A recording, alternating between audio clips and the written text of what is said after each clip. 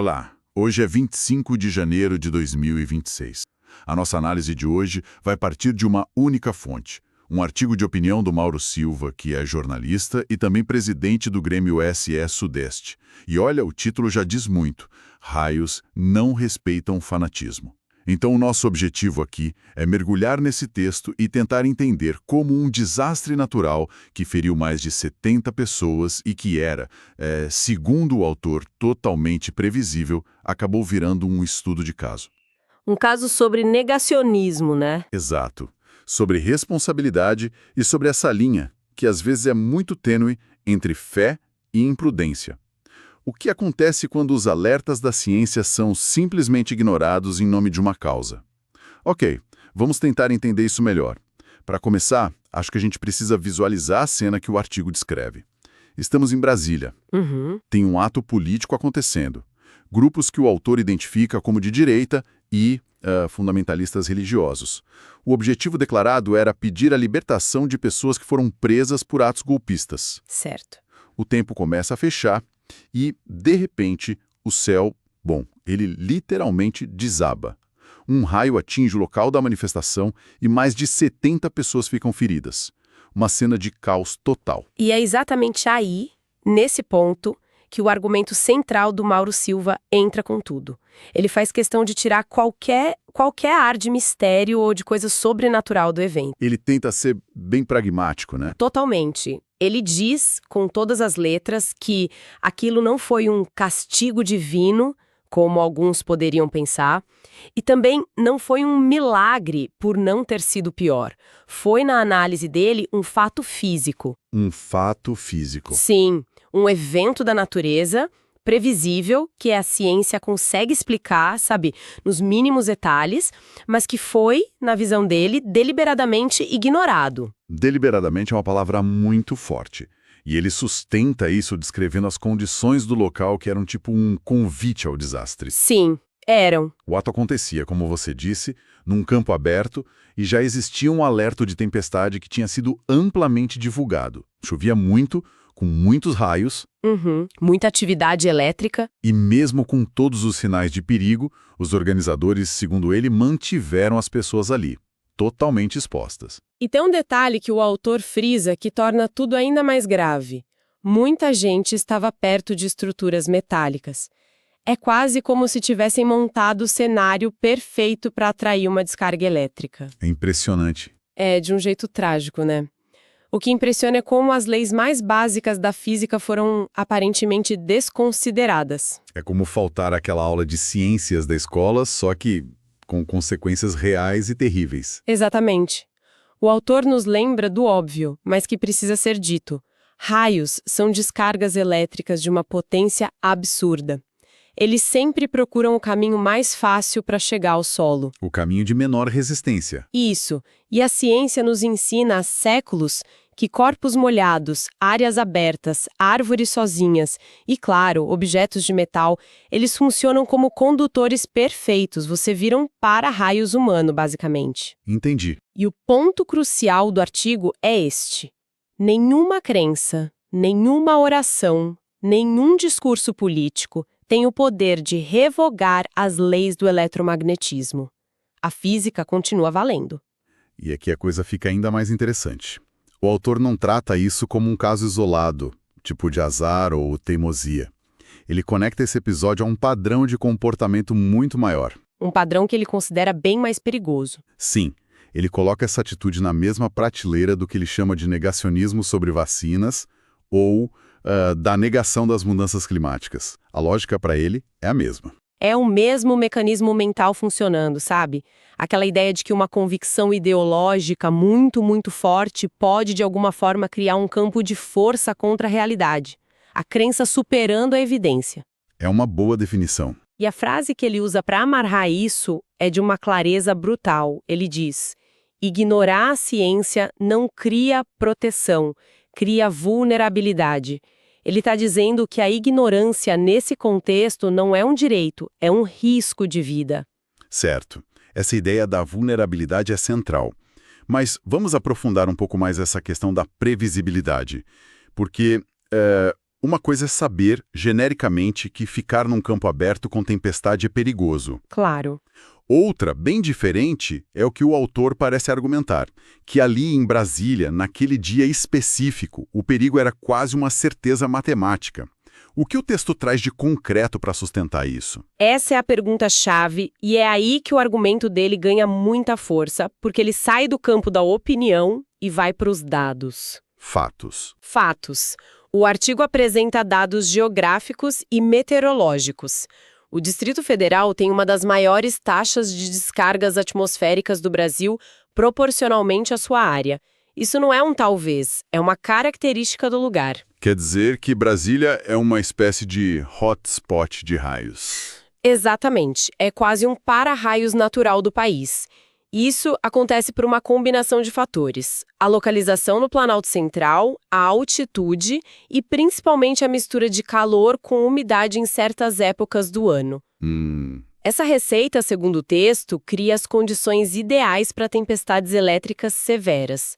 Não é uma questão de má sorte, é o clima da região. Então, quando órgãos como o INMET, o Instituto Nacional de Meteorologia, emitem um alerta para a região, não é só olha, talvez chova. Não mesmo. É mais atenção, a fábrica de tempestades está operando em capacidade máxima hoje. Seria isso? Precisamente isso. E o autor contrapõe essa ciência, esses dados que são públicos, com a inação dos organizadores. As recomendações de segurança são universais, repetidas sempre.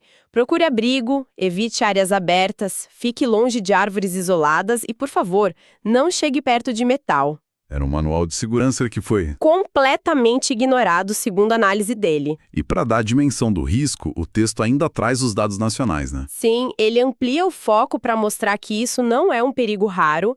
Segundo dados do INPE, o Instituto Nacional de Pesquisas Espaciais, que ele cita, o Brasil registra em média de 110 a 130 mortes por raios todo ano. É um número bem alto. Muito alto. E, além dos mortos, cerca de 500 pessoas ficam feridas. Isso mostra que ser atingido por um raio não é um evento raro como o ganhar na loteria. É um risco real, conhecido e, como o autor argumenta nesse caso, era perfeitamente evitável. Então, o que tudo isso significa? Acho que a conclusão do autor nesse ponto é a mais direta possível. Vale a gente lembrar a frase exata que ele usa. Sim, é uma frase que resume toda a primeira parte do argumento dele. Ele diz, e eu cito: "No episódio de Brasília, nada foi inesperado. A tempestade estava prevista. Os raios eram esperados. O que falhou não foi a ciência, mas a decisão de ignorá-la." Puxa, a frase tem o peso de uma conclusão de inquérito. É muito forte. É muito forte. E essa parte final, a decisão de ignorá-la, é o gancho perfeito para o ponto mais polêmico do texto, não é? Porque ele não atribui essa decisão a um simples erro de cálculo. Ele aponta diretamente para a mistura de política com um tipo muito específico de fé. Sim, e aqui ele entra num terreno bem delicado, mas ele tenta ser muito preciso. O artigo faz questão de traçar uma linha bem clara. A crítica não é a fé em si. Certo. A crítica é ao que ele define como fundamentalismo religioso. Ou seja, aquele momento em que a crença passa por cima da razão e da prudência mais básica. É quase a diferença entre ter fé que as coisas vão dar certo e ter fé que você pode pular de um prédio e a gravidade não vai se aplicar a você. É uma analogia perfeita para o que ele descreve. O texto reconhece que a liberdade de crença é um direito constitucional, mas faz uma ressalva importantíssima. Negligência com a vida dos outros não é um direito. Não existe o direito de expor seus seguidores a um perigo mortal e previsível. A liberdade de um, ele argumenta, não pode se tornar o risco de morte do outro. E a linguagem que ele usa para defender esse ponto é bem impactante. O texto tem várias frases que são verdadeiros socos no estômago, feitas para ficarem na cabeça. Sim, são muito diretas. Ele diz, por exemplo, fé não substitui abrigo seguro. E outra, oração não funciona como para-raios. É uma linguagem quase brutal na clareza. É uma escolha de retórica, né? Deliberada para chocar, para forçar a pessoa a pensar. E ele continua, de forma implacável. Não adianta carregar Bíblia debaixo do braço, segurar um terço na mão, raios continuam obedecendo às leis da física. Uau! Com essa frase, ele cria um contraste muito nítido entre o poder do simbólico, da fé, e a força inescapável do mundo real. E a frase que arremata tudo é talvez a mais forte. Ignorância também pode matar. Essa frase é pesada. Precisa de um momento para digerir. Ignorância também pode matar. E o fato do autor, o Mauro Silva, ser presidente de uma organização de cidadania, o Grêmio Ser Sudeste, dá um peso diferente a essa crítica, não acha? Sem dúvida. Não é só um jornalista opinando, é alguém cuja missão é, em tese, defender o cidadão. Exatamente. Essa informação de contexto é fundamental. Ela reforça o lugar de fala dele. A perspectiva é a da responsabilidade civil, do dever de cuidado. A pergunta que ele faz implicitamente ao longo de todo o texto é: de quem é a responsabilidade por aquelas mais de 70 pessoas feridas? Certo, e para ele a resposta é clara. Claríssima. Para ele, a responsabilidade recai diretamente sobre as lideranças tanto políticas quanto religiosas, que convocaram e, mais importante, mantiveram o ato acontecendo naquelas condições de perigo extremo. E, segundo o texto, eles fizeram isso usando o discurso como um tipo de escudo. Isso. Ele argumenta que essas lideranças usaram o que ele chama de discursos messiânicos ou ideológicos para manter as pessoas ali, vulneráveis. A conclusão final do autor é que no momento em que a crença cega passa por cima da segurança, ela deixa de ser uma expressão de fé e se transforma numa forma de violência. Violência. É uma palavra muito forte nesse contexto. Mas ele justifica. É uma violência que, embora comece no campo do discurso, acaba gerando danos físicos muito reais. Na visão do autor, o raio não foi o verdadeiro vilão daquela história. O vilão foi a cadeia de decisões que colocou dezenas de pessoas exatamente na sua trajetória. Então, para a gente amarrar tudo que a gente viu, a análise do Mauro Silva nos apresenta um evento trágico que, na visão dele, foi o resultado direto e evitável da negação da ciência. Exatamente. Ele desmonta a ideia de acaso, mostrando com dados que o perigo era conhecido e específico para aquele local. E, por fim, ele faz uma crítica muito dura à irresponsabilidade de líderes que, segundo ele, colocaram a ideologia acima da vida humana. Perfeito. E é importante lembrar o timing.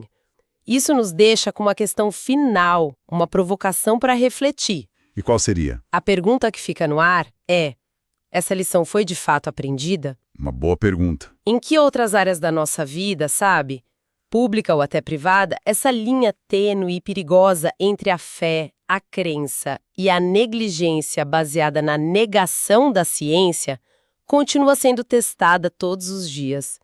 Talvez de formas menos espetaculares que um raio, mas não menos perigosas. Uma pergunta que certamente ecoa muito além daquele campo em Brasília. Fica a reflexão. Com isso, encerramos a nossa análise de hoje.